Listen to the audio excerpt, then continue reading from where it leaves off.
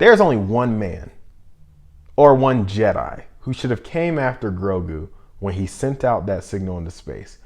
And we all know who he is. No, not that man. What's up, YouTube? James The Movie Critic here, and we are here to talk about The Mandalorian Season 2. It finally wrapped on this past Friday, and we got to see the final episode, which we will get to. First, I want to talk about this season in general. Season 2 was so much better. I mean, progressively better than season 1. It lost me, I'm not gonna lie. I started season 1 of The Mandalorian when it came out last year, and around episode, I think it was 4 or 5, when we meet Cara Dune and the village that he's protecting is there. It was such bad filler that I fell off for multiple months. I mean, up until this season started, and my friends decided to do a watch party for season 2, and I was like, I gotta catch up. As a forewarning, we are gonna discuss every episode just a little bit, and then we're gonna get to the finale, but there are major spoilers ahead. Literally, I'm going to spoil the entire season. So if you haven't watched Mandalorian season 2, do not continue. So season 1 kicks off with an episode just called The Marshal, and Jon Favreau makes his directorial debut for The Mandalorian with this episode, which is strange because he did so much of the writing, and we've seen him direct really good projects like the Iron Man. I didn't really love Lion King the live action, don't worry about that, but we know he can direct. It was nice to see him cut his teeth on the show The Mandalorian with this opening episode, and Mando meets the Marshal, who's this character played by Timothy Olyphant, who is protecting this town against Tusken Raiders as well as a crate dragon, but he's using Boba Fett's armor. So the minute he comes in, we get this tease that Boba Fett could be returning. I don't think anyone saw it coming. Even with the little tease at the very end, we were all shocked, brought to the edge of our seats, super excited to see him. The point of that episode is for the Mandalorian, Din Djarin, to claim the armor of Boba Fett, because it doesn't belong with the Marshal. It belongs with Boba, but we didn't know that he was out here alive. And so he works with the Marshal and gets the town to agree to work with some Tusken Raiders to get rid of this giant crate dragon, which provides some good comedy, a lot of good action, and immediately was a step ahead of what, to me, all of season 1 offered us. Season 1 was not good until the last 2 episodes, in my opinion. Everyone's entitled to their own. But what it also did for me was it solidified the type of genre this show is. And that may have helped me interpret season 1 better, understanding that The Mandalorian is essentially a Western. And so when you see it through the lens of that genre and slow down how you're watching it, to me, it makes it a lot more easier to understand. During that crate dragon fight is actually the first time we get to see some jetpack fighting, jetpack battle. And I mean, I'd be lying if I didn't say the little kid inside of me got super excited when I saw both Mando and the Marshal take off with their jetpacks and do some damage to that crate dragon. The second episode of the season is simply called The Passenger. And while the main goal of the entire season is for Mando to get Baby Yoda to a Jedi, to get him to one of his kind, it's everything he kept saying throughout, a side mission seemed to be for him to get as much information about the Mandalorians as he could, because when he went back to his old base, he realized that they had all but 1 or 2 had been mostly destroyed. So he wanted to find more of his own kind for his own sake as well. Finding Baby Yoda home, he needs his own home.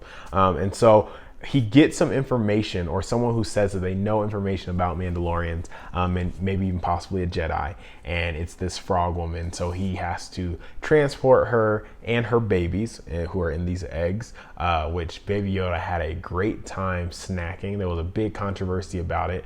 To me, it wasn't a huge deal. I get why some people could be like, oh, that's a little distasteful, but they're fake props. So, I mean, in the scheme of things, it didn't bother me too much.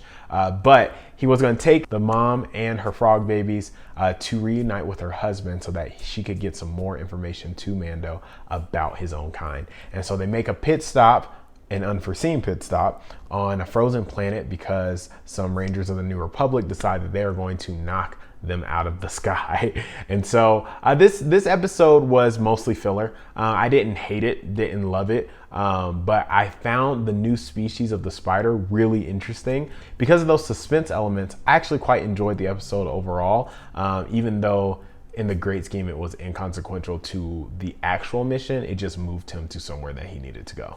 In episode 3, titled The Heiress, Mando meets a band of Mandalorians, not like himself because they removed their helmets freely. And he immediately was like, "You're not Mandalorians. You're just like the Ranger that I met 2 episodes ago. You probably stole that armor." And they revealed to him, "No, you're actually a part of a cult. And so you guys have been trained not to remove your helmet, but that's not the true Mando way." This episode for me was so fun. It had so much action in it. It was definitely a confirmation I made the right choice to keep watching this show. And it wasn't like my favorite episode of the entire season, but it was definitely top 3. Just meeting Bo-Katan, which again, if you don't know, I never watched the Clone Wars animated show or Rebels, but this show, particularly this episode, incited my interest to start. And so I'm going to start watching those episodes, putting them on the channel. So if you want to watch Clone Wars along with me, go ahead and hit subscribe and stick around because we're going to watch them together. I'll be reacting to them in live and color right here. But yeah, this episode was great. I thought Mando meeting other Mandalorians kind of rocked his world and put some things into perspective.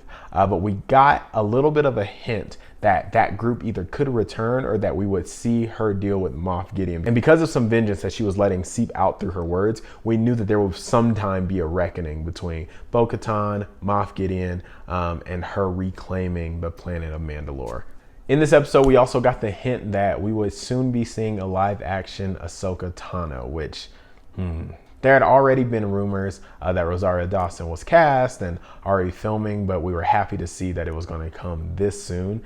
And we learned that from Bo-Katan. In episode 4, called The Siege, I just learned that Carl Weathers, aka Apollo Creed himself, actually directed that episode, which I was super excited to learn that, just because if you know who he is, just Carl Weathers as an actor, he's been involved in so many things. To see him paired not just as an actor but as a director of Star Wars, it's pretty monumental. But he did his thing. I really enjoyed this episode, mostly because we got a few little clues and hints to what the plan was for Moff Gideon and the Imperial side. They were sieging this old Imperial base. There's a really good chase scene in there, but we find out that the purpose that everyone on the Imperial side, particularly Moff Gideon, is after Baby Yoda is because he wants his blood. Because he has the highest M count, midichlorian count that they've ever encountered, they're probably using his DNA to clone. And so when they're in the base, you see these tubes full of old clones. And one of my friends pointed out that it was probably Snoke that was in there, or the beginnings of what would one day become Snoke, which I thought was pretty cool information. And overall, I really enjoyed that episode. Alrighty, the best episode of Mandalorian, period. Episode 5, The Jedi. I mean, this is when Rosario Dawson came in all of her glory as Ahsoka Tano. And yeah, I had not yet seen Clone Wars, but I saw enough like in trailers, and I saw a couple episodes, but I'd never seen it in its fullness to know that this was a moment. And when she came onto the scene with those white lightsabers out in the forest, I was just instantly enthralled. And I felt everyone around me, because again, I was watching it with a group of friends. They had all seen the Clone Wars and they were like teeming with excitement because Rosario Dawson did her thing. I thought the storyline in this episode was done so well. The imagery, the writing was done. I loved when they were out in the forest with all the dead trees and you got to see her telling us that his name is Grogu, not Baby Yoda, which I don't love that name, but it didn't take away from how great the episode was. And also realizing that she could not train Yoda because she's just trash. No, I'm just kidding. But I wish she would have been able to train him, but they had someone else in mind who we'll talk about in a little while here. If you had any doubt that Rosario Dawson did such a good job portraying Ahsoka, they gave her her own show. When they announced the other 38 shows that Disney Plus, Star Wars Plus, Marvel Plus, I don't even know what to call it anymore because other properties are completely taking over Disney in a good way. But Star Wars announced like 17 shows and they gave her her own show. So I'm excited to see. She mentions Thrawn in the show. And that was another thing that made my ear perk up because I know that he's in Rebels, which I haven't watched. So after I watch Clone Wars, I'm jumping into Rebels. Now, Ahsoka tells Mando that in order to find the right Jedi to train Grogu, you're going to need to take him to the Seeing Stone. And so they go to this ancient site, which thankfully she takes us right into episode 6, which is called The Tragedy. And we find out that Boba has been tracking Mando this whole time because he wants his father's armor, or his clone donor's armor. And so, I mean, boy, does he come back with a vengeance. Like when he comes, he's hitting people over the head. The way Rafiki was beating Simba over the head, Boba Fett went full Rafiki on these stormtroopers. He was just knocking them apart, breaking their armor. I mean, the comeback was something of legend. Like literally the whole room was cheering when Boba Fett came on, and him and Ming-Na Wen and her character just started destroying the stormtrooper fleet after fleet. But it was really annoying because Mando kept doing stupid things like, I'm going to rush through this force barrier that is allowing Yoda to reach out to a Jedi, baby Yoda, to reach out to a Jedi, and he just keeps running into it and knocking himself out. I'm like, just stand there and wait. Because as soon as that shield is down, you're going to want to grab Yoda and get out of there because there are dark troopers coming. But, I mean, they had to build at some point for Yoda to get kidnapped. I keep calling him Yoda. For baby Yoda to get kidnapped because otherwise the show doesn't move anywhere. So it's good that he got into danger at some point. Episode 7, simply titled The Believer. It's all about how Mando has to go find an old enemy in Mayfield, played by Bill Burr, to get some information on the coordinates of where Moff Gideon is. And just to say, and we're going to get into it, but Giancarlo Esposito, who plays Moff Gideon, is probably one of my favorite villain actors ever. I mean, he's totally the guy who's the smartest person in the room until he's not. And when he isn't, he plays the role so well. If you watch Breaking Bad, you know him as Gus, who, I mean, he was amazing in that story as well. But we'll get to that. But this episode, it was just fun. It wasn't like super plot telling. We got to see that Mando isn't like completely held to his creed when someone he loves is in danger, which we started to see how much he cared for baby Yoda. The fact that he was willing to take off his helmet in order to get the coordinates to find him. I didn't expect Mayfield to go crazy on his old Imperial officer and just kill everyone in the base. That was kind of cool. But again, nothing super moving, but a really good episode that I enjoyed overall. All right, episode 8, the finale. This episode, it was really good. I'm not gonna lie, it wasn't bad at all. I had some issues with it though. And my issues probably lie with just the storyteller in me disagreeing with some of the choices that the directors made. So my first thing is that there's only one man or one Jedi who should have came after Grogu when he sent out that signal into space. And we all know who he is. No, not that man, this man.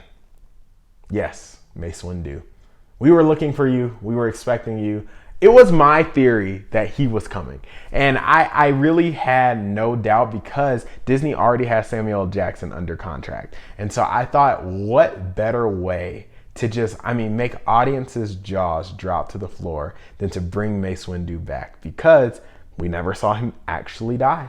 I mean, you can play with that all you want, but we never saw him go down. We just saw him get his arm cut off, get slashed, and then get pushed out of a window. But if we know anything about Samuel L. Jackson, that man knows how to survive.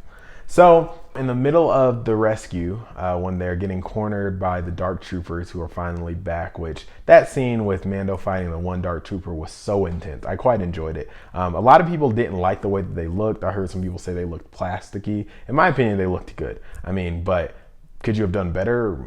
Maybe, but overall I quite enjoyed it. But when he's getting his head bashed into the wall by that dark trooper, you just can feel like, man, he's really going through it. And God forbid more than one of those dark troopers had gotten out of that room before he closed the door. Thank God it was only one. He was able to get them out. It took them a strangely long time to get back onto the ship. Like, they were pushed out into an airlock. It's not like they have to breathe, they're robots. So they could have immediately jettisoned right back in, but it took them like enough time for Mando to go fight Moff Gideon, save baby Yoda, get the Darksaber, all this stuff before they came back. So that was weird. But when the X-Wing shows up, everyone's pinned down in the bridge by the Dark Troopers. You just see this figure come in. And when you see the X-Wing, your first thought is, oh, it's probably Luke. But I was hoping that they just wouldn't go the obvious route. And I guess for me, the Skywalker family has almost been abused by Disney at this point and by Star Wars. It's like we always fall back to them. And yeah, the saga is about them in the beginning, in the first trilogy and the second trilogy, but I feel like there's enough lore for the studios to be confident in. We don't have to keep telling the Skywalker story. That's where this latest trilogy with Rey went wrong. Like they could have done so many things to change that. So one of my first thoughts was maybe this is Leia before she dropped out of Jedi training, because we know that she had enough of it, in fact, that even though she hadn't used the Force in decades in this latest trilogy, when she was cast out into the darkness of space, she Iron Manned herself back into safety, which for someone who hasn't been active with the Force as a Jedi, that was way too much power, and we all know that. But I was hoping maybe they went Leia. Maybe they brought in one of these obscure Jedis from Rebels or the video game. I think his name is Cam. So many options that they could have gone with instead of Luke. But I feel like maybe they were trying to right the wrongs of some of the older movies. And I get it, because when Darth Vader came in at the end of Rogue One with his hallway scene, we all screamed our heads off. And when Luke came in, we all screamed our heads off. Was I disappointed when he showed up? No. Here's where I was disappointed. When he pulls off his hood, and it's not Sebastian Stan. So we know, since they didn't recast a younger Mark Hamill, a younger Luke Skywalker, we probably won't see him in a lot of episodes. I would have liked to. Why? Because in this latest trilogy, Kylo reveals that Luke almost killed him. That means something. Like, Luke almost became Anakin Skywalker. Like, he almost became his father, who killed all the Jedi children at the temple. And it's like, you came this close to taking out Ben Solo, but you didn't. That level of character development deserves to be explored. And since we know he's training young Jedi at this point, they could have shown us that had they recast Luke. But when he pulls off his head and you see like a 1999, 2003 video game version of that CGI, like, that CGI was clearly unfinished. It just took me out the moment. I was disappointed because I was like, oh, they went fake Mark Hamill, so this means we won't be seeing more Luke. Yeah, it should have been Mace. It should have been Mace. I don't know. I'm stuck there. It should have been Mace Windu. It would have been amazing. I don't know how they would have explained away why we never heard of Mace Windu anymore in the future, or why we don't hear of Grogu anymore. Who knows? Maybe it's because Ben Solo destroys the temple when he goes back. Who knows? Maybe Grogu died there. He couldn't escape both Jedi temples when he should have died. You know, the memes coming around with him peeking around the corner when Anakin went and killed all the children. There's like a joke that he was there. Maybe he didn't escape when Ben Solo took care of everyone the second time. I also think we were robbed of an opportunity for Luke to look at Grogu and say something like, huh, you remind me of my master. Oh, you look like someone I know. Huh, I've never seen a little green guy before. I mean, anything, just a little tip of the hat to say he knows Yoda's species. And since Yoda's species is so freaking rare, you'd think he'd be a little bit more impressed or shocked or surprised that there's another Yoda species out here. So the fact that he never said anything about that kind of ticked me off. I was like, come on, acknowledge that. That's worthy of acknowledgement. But we didn't get that. So some people were really upset that Luke showed up at all. Most people in general don't like fan service. I'm not of that school of thought. I don't hate fan service. I just have two qualifiers for fan service. I think fan services should be given from fan to fan. And what I mean by that, when you look at the MCU, Kevin Feige, and I've said this time and time again, like, this is my biggest soapbox as a fan / movie critic, is that the directors and producers, the heads of these studios, should be fans of the content that they are producing. Why? Because otherwise the content and the actors and the characters inside of it just become objects. And so Kevin Feige did something so miraculous over an 11-year time with the MCU because he cared about the comic books. He cared about the story. He cared about what the writers were originally writing. And when you have someone like Kathleen Kennedy in charge, you get Rey Palpatine, like that whole situation, like, yeah. Like, you get people who just throw things together. They pick one director for the first movie, a second one for the third, and these two movies are completely disjointed, and we all, even though we started off loving Kylo Ren, by the second half of the first movie we're confused, and by the second movie completely we hate it all. Like, we need fan service to be given from fellow fans so that they know not to just haphazardly throw it, which leads me to my second qualifier. It needs to be earned. If you give out fan service, build something that we care about outside of the fan service and sprinkle it on top. Make it the cherry on top of a good sundae, which Mandalorian did. Like, while I didn't exactly love the first season, so many people loved the first season of Mandalorian, and I was all in season 2. And so by the time we got to the finale, I cared about Mando, I cared about Baby Yoda, I cared about even like Cara Dune, Moff Gideon, I cared about their stories. So when you sprinkle in a little Luke, I like it. I don't want to see this CGI Luke for the rest of another series. Like he can't be coming in and out in season 3 unless they can improve the quality of the CGI, because it reminded me of Gemini Man, like Will Smith's movie. If you saw that, you couldn't even appreciate how good the action was because the CGI on the younger version of Will Smith, he looked like an alien from Men in Black. It was ugly, it was bad. So I don't want to see that in the next season of Mandalorian. I wish they just would have recast him if they had to bring back Luke. Again, for me, it could have been Mace Windu. But yeah, those are my thoughts on the finale and on all of season 2 in general. I hope you enjoyed it. Honestly, I enjoyed the season. I can't wait for season 3, and I can't wait for a few of these shows. I don't know how I feel about all of them just because I don't know about most of them. But once I start watching the Clone Wars and Rebels, I know I'll be more caught up on things like the Bad Batch show and things like that. I'll be excited for Ahsoka as well as the Book of Boba Fett. That was an awesome end credit scene where he goes in there, runs up into Jabba the Hutt's old palace and makes it his own. I thought that was really excellent. But yeah, those are my thoughts. So make sure you guys stick around and comment, like, and subscribe. Honestly, comment, tell me what was your favorite episode of this season. Again, mine was the Ahsoka episode, the Jedi episode 5. And if you don't like that one as the best, I want to hear some evidence why, because there were so many good episodes to choose from. So I truly want to know your opinion. And don't forget to subscribe to the channel. Again, we're going to start watching Clone Wars here pretty soon, so stay locked in for that. Alrighty guys, we'll see you next time.